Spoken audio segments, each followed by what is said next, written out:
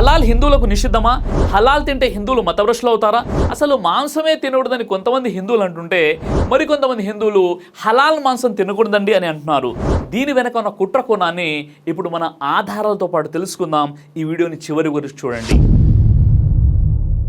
హలాల్ అంటే ముస్లింల విధానమని, హలాల్ అంటే ముస్లింల ఆచారం ప్రకారం జంతువును కోసి తినటమని కొందరు భావిస్తుంటే మత విద్వేషాలను రెచ్చగొట్టే కొందరు వేర్పాటువాదులు ఎంతవరకు వెళ్ళిపోయారంటే హలాల్ హిందువులకు నిషిద్ధమని, హలాల్ వెనుక ఏదో కుట్ర కోణం ఉందని, హలాల్ అంటే తినే పదార్థాలపై ఉమ్మటమని, ఎంగిలి చేయటమని కొన్ని అబద్ధ ప్రచారాలను సోషల్ మీడియాలో, వాట్సాప్ గ్రూపుల్లో సర్వసామాన్యం చేయటం వలన సాధారణ ప్రజల్లో హలాల్ పట్ల అనేక అపార్థాలు ఏర్పడిపోయాయి.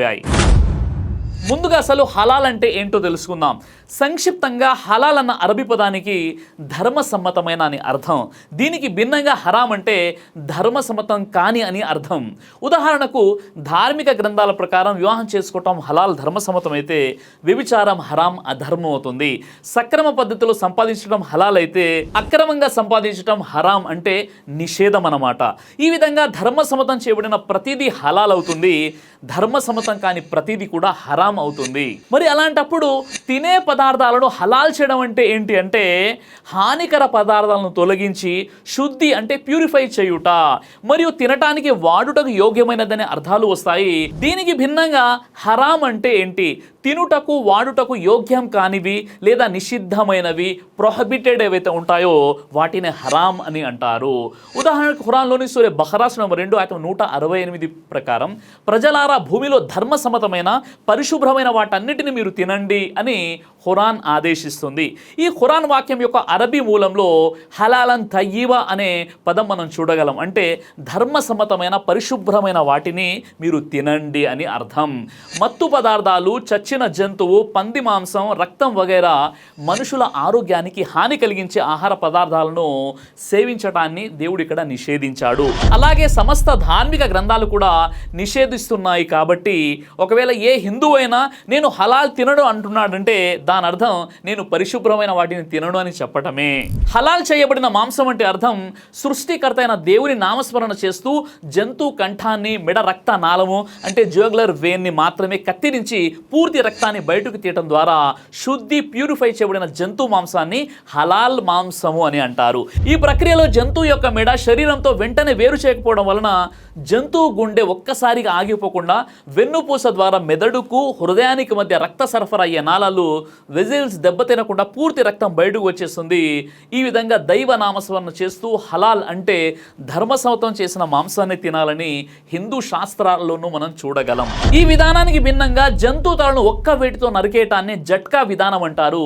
ఈ విధానం వలన జంతు శరీరం నుండే నాలికలలో వెజిల్స్లో ఎక్కడి రక్తం అక్కడే ఆగిపోయి గడ్డ కట్టుకుపోతుంది. కాబట్టి హలాల్ చేయబడిన మాంసమే ఆరోగ్యకరమని, ఇంకా జట్కా చేయబడిన మాంసం అనారోగ్యకరమని అటు ఆరోగ్య నిపుణులు సైతం చెబుతున్నారన్నది మనం ఇక్కడ గమనించదగినటువంటి విషయం. Doctor VK Modi, head of department of meat technology at the central food technology research institute in Mysore వారు చెప్తున్నది ఏంటంటే హలాల్ పద్ధతిలో జంతు శరీరంలో రక్తం పూర్తిగా బయటకు వచ్చేస్తుంది మరియు ఎక్కువ సమయం తాజాగా ఉంటుంది ఆ మాంసం. దీనికి భిన్నంగా జట్కా పద్ధతి అంటే మెడ ఒక్కసారిగా వేరు చేయటం వలన జంతు శరీరంలో రక్తం గడ్డ కట్టేస్తుందని, తద్వారా శరీరంలో సూక్ష్మజీవులు ఉండిపోయి మాంసం విషతుల్యంగా మారిపోతుందని చెప్పడం జరిగింది. డాక్టర్ కరుణా Chaturvedi, consultant nutritionist, Apollo hospital New Delhi సైతం హలాల్ పద్ధతి ఎంతో ఆరోగ్యకరమైందని, దానివల్ల జంతు శరీరంలో రక్తం ఎక్కడ గడ్డ కట్టి విషతుల్యంగా మారిపోకుండా ఉంటుందని చెప్పడం జరిగింది. జట్కా పద్ధతి హైందవుల ఆచారమా? నిజానికి జట్కా పద్ధతి అసలు హైందవుల ఆచారం కానే కాదు. హిందూ శాస్త్రాలు ఎక్కడ జట్కా పద్ధతిలో జంతు మాంసం తినాలని లేదు. వాస్తవానికి అది పంజాబ్ సిక్కుల ఆచారం. వారే 20వ శతాబ్దంలో జట్కా పద్ధతిని ప్రపంచంలోకి తెచ్చారు. సిక్కు మత పండితులు కూర్చిన రేహత్ మర్యాద అన్న గ్రంథంలో చాప్టర్ 13 సెక్షన్ 6లో ముస్లింలు చేసే హలాల్ పద్ధతిలో జంతు మాంసం తినటం వారి కోసం నిషిద్ధమని రాసుకున్నారు.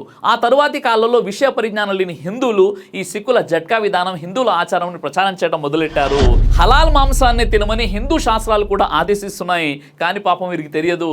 ధార్మిక పద్ధతిలో జంతువులను హలాల్ చేయటం అంటే దైవ నామస్మరణ చేస్తూ జంతు కంఠాన్ని, మెడనాలను అంటే జ్యూగులర్ జూగ్లర్ వేణు కొయ్యటం అన్నమాట. ఇదే విషయాన్ని స్వామి భాస్కరానంద గారి మాటల్లో గమనిస్తే, ఏ ఆహారమైనా మాంసమైనా ముందుగా దైవార్పణం చేసి తినాలి. స్వామి భాస్కరానంద హిందూ మత సారాంశం అనే పుస్తకంలోని పేజీ నంబర్ 58 మరియు 59లో ఈ విషయం చూడవచ్చు. అలాగే భగవద్గీతలో సైతం, ఓ అర్జున, నీవేది చేసినను తినినను హోమమునర్చినను దానము చేసినను తపస్సు చేసినను దానిని నాకు అర్పింపు అని గీతాశాస్త్రం 9వ అధ్యాయం 27వ శ్లోకంలో మీరు చూడవచ్చు. ఇక్కడ ఖురాన్లోని సూర బహ్రా 2 ఆయత 172 పరిశీలిస్తే, అల్లా నిషేధించినవి ఏమన్నా ఉంటే అవి ఇవి మాత్రమే. మరణించిన వాటిని తినకండి, రక్తాన్ని పంది మాంసాన్ని ముట్టకండి అని ఖురాన్లో ఈ విషయాలు చెప్పబడ్డాయి. అలాగే హిందూ శాస్త్రాల్లో కూడా హలాల్ హరాములుగా నిర్దేశిస్తున్నవి ఏమిటని మనం చూసినట్లయితే, దైవ నామస్మరణ చేసిన తర్వాతనే మాంసమును భుజింపవలయును అని మను ధర్మశాస్త్రం 2వ అధ్యాయం 176వ మంత్రంలో ఉంది. వేద మంత్రములచే బ్రోక్షణము చేయక ఊరకే చంపబడిన పశువులను విప్రుడెన్నడూ భుజింపరాదు. మను ధర్మశాస్త్రం 5వ అధ్యాయం 36వ మంత్రము. అలాగే యాగమున మంత్రముతో గాక ఊరకే చంపబడిన జంతు మాంసమును నా హోమము చేయక ముందు ఉపయోగించడి హవిస్సును భక్షింపజాలదు. మను ధర్మశాస్త్రం 5వ అధ్యాయం 7వ మంత్రం. వరాహ అంటే పంది మాంసం అమ్మేవారికి కుడి చెయ్యి ఎడమకాలు లేదా ఎడమకాలు కుడి చెయ్యి ఖండించాలని విష్ణు స్మృతిలోని 5వ అధ్యాయం 49వ మంత్రంలో ఉంది. ఈ విధంగా ఇటు ఖురాన్లోనే కాక అటు హిందూ శాస్త్రాల్లో సైతం దైవ నామస్మరణ చేసి కోసిన హలాల్ జంతు మాంసాన్ని తినాలని, వాటికి అవే చనిపోయిన జంతు మాంసాన్ని కానీ పంది మాంసాన్ని కానీ రక్తాన్ని కానీ తినకూడదని చెప్పబడుతున్న అనేక ఆదేశాలను చూడగలం మనం. కాబట్టి ముస్లింలు బిస్మిల్లాహు అల్లాహు అక్బర్ అంటే దేవుని నామముతో దేవుడే గొప్పవాడని పలుకుతూ జంతువుని బలివ్వడం జరుగుతుంది. ఇది ముస్లింల పద్ధతే కాదు, హిందూ శాస్త్రాల్లో నిర్దేశించిన పద్ధతి కూడా. అల్లా అంటే ముస్లింల దేవుడు అన్నది కేవలం ధార్మిక గ్రంథ జ్ఞానం లేని వారు మాత్రమే చెప్పే మాటలు ఇవి. అల్లా అంటే ఆరాధనీయుడు అని, సర్వేశ్వరుడు అని, సృష్టికర్త అని అర్థం. హైందవ భాషలో చెప్పాలంటే అక్షర పరబ్రహ్మ అని అర్థం అల్లా అంటే.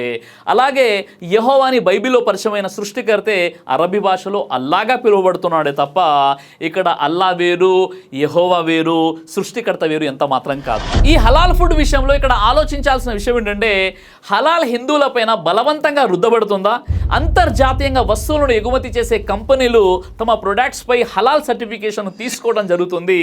దానిని చూసి విషయ పరిజ్ఞానం లేని కొందరు హిందువులకు వ్యతిరేకంగా కుట్ర పన్నటానికి మరియు వారిపై హలాల్ను బలవంతంగా రుద్దటానికి మాత్రమే హలాల్ సర్టిఫికేషన్ తీసుకోవడం జరుగుతుందని దుష్ప్రచారాలు చేస్తుంటారు. నిజానికి హలాల్ సర్టిఫైడ్ ఫుడ్స్ అమ్ముతున్నా లేక ఎగుమతి చేస్తున్న కంపెనీలన్నీ కేవలం ముస్లింలకు చెందినవి మాత్రమే కావు, అందులో అధిక శాతం హిందువులవే ఉన్నాయి. అంతేకాదు అంతర్జాతీయంగా తమ ప్రొడక్ట్స్ను ఎగుమతి చేసేటటువంటి అదానీ, రిలయన్స్, టాటా, హిందుస్థాన్ లివర్ వగైరా కంపెనీలన్నీ కూడా హలాల్ సర్టిఫికేషన్ తీసుకున్నాయి. హలాల్ సర్టిఫైడ్ ఫుడ్ అంటే ఆరోగ్యానికి నష్టం కలిగించే పంది కొవ్వు, ఆల్కహాల్ వగైరా హానికర పదార్థాలు కలపకుండా అత్యుత్తమ ప్రమాణాలతో శుద్ధి ప్యూరిఫై చేయబడిన ఆహార పదార్థాలని అర్థం. ఉదాహరణకు కొన్ని కంపెనీలు బిస్కెట్లు, కేకులు, ఐస్ క్రీమ్స్, పిజ్జాలే కాక కొన్ని రకాల కాస్మోటిక్స్ వగైరా వాటి మీద కూడా వారు హలాల్ సర్టిఫికేషన్ ఉంటుంది. అలా దేనికి అంటే వాటిలో పంది కొవ్వు కానీ ఆల్కహాల్ కానీ కలపలేదని, అలాగే గ్లీజరిన్, జిలాటిన్ లేదా కొవ్వు పదార్థాలు కలిపినా అవి పంది నుండి సేకరించినవి కాదని, ఒకవేళ వాటిలో కొవ్వు పదార్థాలు వాడినప్పటికీ మేక, గొర్రె వగైరా హలాల్ జంతువుల కొవ్వును ఉపయోగించడం జరిగిందని నిర్ధారించడానికి మాత్రమే ఈ హలాల్ సర్టిఫికేషన్ తీసుకోవడం తప్పనిసరి అవుతుంది. అలాగే హలాల్ టూరిజం ఎప్పుడైనా మీరు విన్నారా? హలాల్ టూరిజం ప్యాకేజీలను కూడా కొన్ని కంపెనీలు మార్కెటింగ్ చేస్తున్నాయంటే వాటి టూరిజం ప్యాకేజ్లో అవి ఆల్కహాల్ మరియు ఆరోగ్యానికి హాని చేసే పదార్థాలు లేకుండా పూర్తి హలాల్ ఫుడ్స్ను మాత్రమే అందించడం జరుగుతుంది. ఇంటర్నేషనల్ మార్కెట్లో హలాల్ ఫుడ్స్ కున్న డిమాండ్ ఎంతో తెలుసా? ప్రపంచవ్యాప్తంగా ముస్లింల సంఖ్య దాదాపు 1.9 బిలియన్లు, అంటే ప్రపంచ జనాభాలో 24.1% అన్నమాట. పైగా ఇంటర్నేషనల్ ఫుడ్ మార్కెట్లో 19% హలాల్ ఫుడ్స్కు మార్కెట్ షేర్ ఉంది. అంటే ప్రపంచవ్యాప్తంగా $2.3 ట్రిలియన్ హలాల్ ఫుడ్ టర్నోవర్ జరుగుతూ ఉంటుంది. అంత పెద్ద అంతర్జాతీయ మార్కెట్లో వస్తువుల అమ్మకాల కోసం ఇతర దేశాల మాదిరిగానే ఇండియా నుండి విదేశాలకు ఎగుమతులు అయ్యేటటువంటి ప్రతి వస్తువులకు కూడా హలాల్ సర్టిఫికేషన్ తీసుకోవడం తప్పనిసరి అవుతుంది. అంతెందుకు, మహారాష్ట్రకు చెందినటువంటి పీపీ ఫుడ్స్ అనే సంస్థ నిజానికి బియ్యం ఎక్స్పోర్ట్ చేసే కంపెనీ. ఈ కంపెనీ ఎటువంటి మాంసాహార ఉత్పత్తులను ఎగుమతి చేయదు. అయినప్పటికీ ఇది ముస్లిం దేశాల్లో ఉన్న అతిపెద్ద మార్కెట్లో వ్యాపారం చేయడానికి హలాల్ సర్టిఫికేషన్తో ఎగుమతి చేస్తుంది. అలాగే ఐటీసీ కంపెనీ ఇండియా నుండి ముస్లిం దేశాలకు ఎగుమతి అయ్యే గోధుమ ప్యాకెట్లపై సైతం హలాల్ సర్టిఫికేషన్తో ఎగుమతి చేస్తుంది. గోధుమలు, బియ్యం, పిండి పదార్థాలకు హలాల్ సర్టిఫికేషన్ దేనికి అంటే అవి అత్యుత్తమ ప్రమాణాలతో శుద్ధి అంటే ప్యూరిఫై చేయబడినవి అనే అర్థం. భారతదేశంలో అమ్మకాల వరకు ఫుడ్ ప్రొడక్ట్స్ పై ఫసాయ్ అంటే food safety and standards authority of India licence సరిపోతుంది.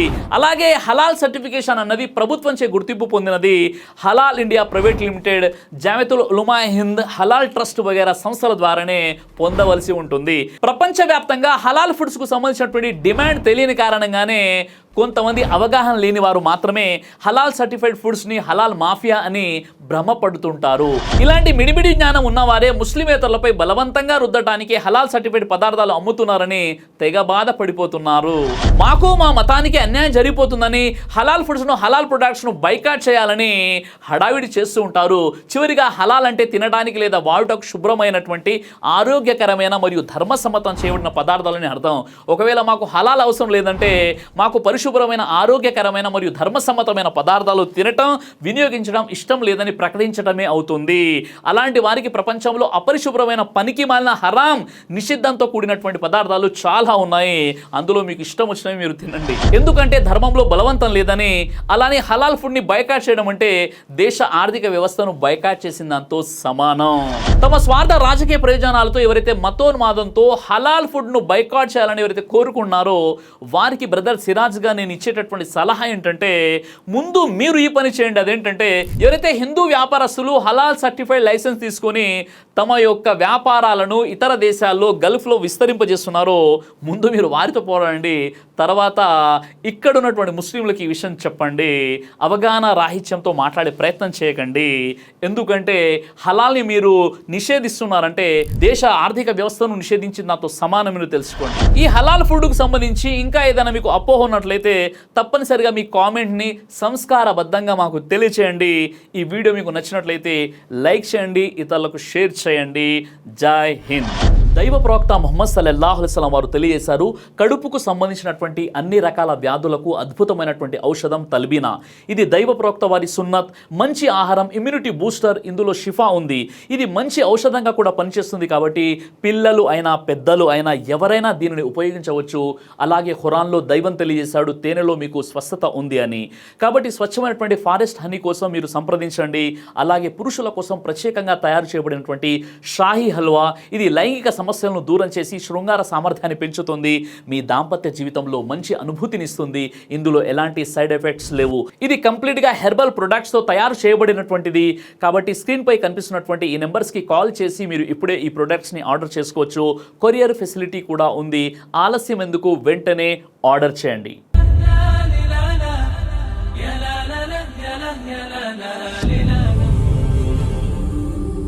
బ్రదర్ సిరాజ్ అని యూట్యూబ్ ఛానల్ని మీరు సబ్స్క్రైబ్ చేసినట్లయితే ఇన్షాల్లా దైవచిత్తం అయితే మీకు వీడియోస్ వస్తుంటాయి. అదేవిధంగా బ్రదర్ సిరాజ్ అనేటటువంటి ఫేస్బుక్ని కూడా లైక్ చేయడం వల్ల మీకు వీడియోస్ వస్తుంటాయి.